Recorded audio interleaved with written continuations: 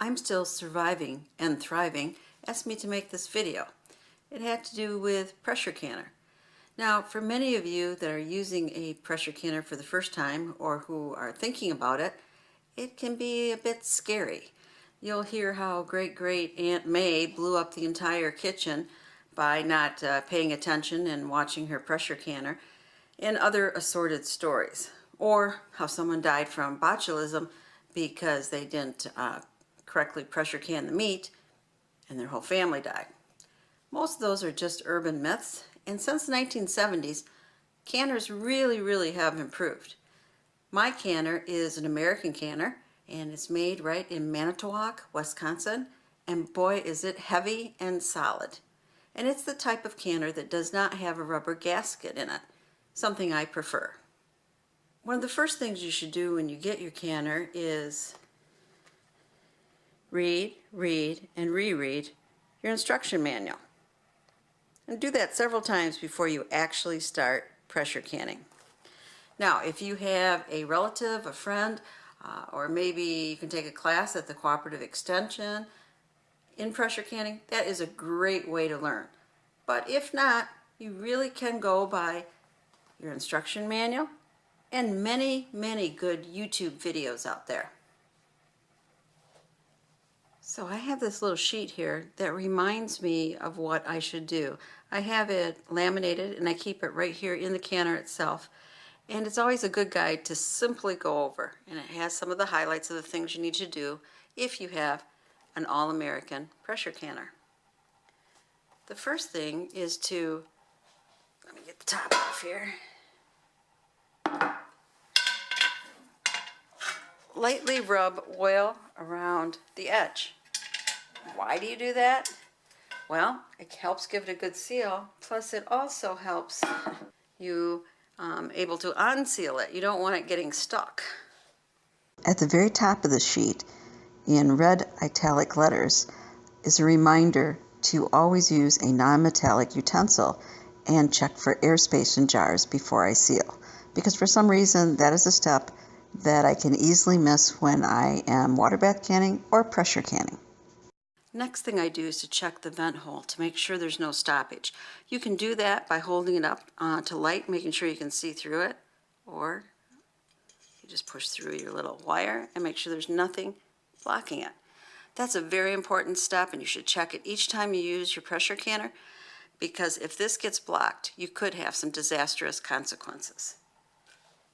And then I remind myself that I need 2.5 inches of water in my canner, and I always add vinegar to it to make sure my jars aren't cloudy, because I do not have city water. I live on a well and it is rather hard water. So I remind myself, because I can forget to add the vinegar. And I always have this ruler also in there, so it's very easy to measure. You never want to let your pressure canner go dry. You also don't want to have too much water, because that can also cause a problem.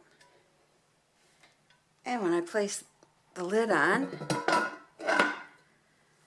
I always just put one loosely, the other one loosely, and go crisscross, and then put them about halfway tight, and then tighten them all the way, and make sure they're really tight. I remind myself of that. I recorded the setting between 7 and 8 on my burner, because that's where I get the right temperature for my pressure canning. Now, I actually cook on a glass cooktop with this very heavy pressure canner. You are not supposed to do that. Your glass top could break. I've done it for many years and haven't had a problem, but that's not to say I won't have a problem tomorrow. My problem is I like pressure canning, and that's what I have, is a glass cooktop. Now, it is a Miele cooktop, and it was made in Germany, and they may make their cooktops for a little bit different standards, but anyway, it works for me, but I don't want you to try it and have a cracked cooktop. So once steam becomes venting out of here, and you'll see it spurt out steam, okay? And you can feel it. Then I set my timer for 10 minutes. Once that 10 minutes dings, then I put on the gauge right here, on here, for 10 pounds, because that's what's right for my elevation. You need to check what is right for your elevation. The best way to do that is call your local cooperative extension or check their website. And once you get familiar with your canner, you know the sounds it makes. And when this starts making a certain sound, kind of dancing, I know that I've reached my 10-pound pressure, but I can look at my gauge and it'll be at 10 pounds. At that time, I start the timing for whatever recipe I'm making. So my chart here has times for different vegetables and meat, and depending on how you process it, and if it's a pint jar or a quart jar. Again, very handy reference to keep in one place. I always stay in the kitchen. I don't go out and do other things. It's a great time to read or catch up on YouTube videos while I'm pressure canning. And I periodically check and make sure it stays at the 10 pounds pressure, which it always has. And I always use a timer for accurate timing. For let's say if it's 45 minutes or if it's 90 minutes, I use a timer. When that timer goes off, then I shut the burner off and then I wait. And it can be a half hour or longer. What needs to happen is this gauge here has to go from my 10-pound pressure down to beneath 0. You have to make sure everything is vented.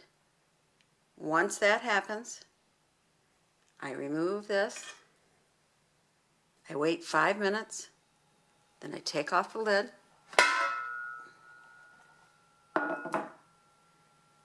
And then I remove my jars, place them on a towel on my kitchen counter, and generally wait 12-24 hours and check them for a seal, remove the rings, and label them before I put them down in my pantry.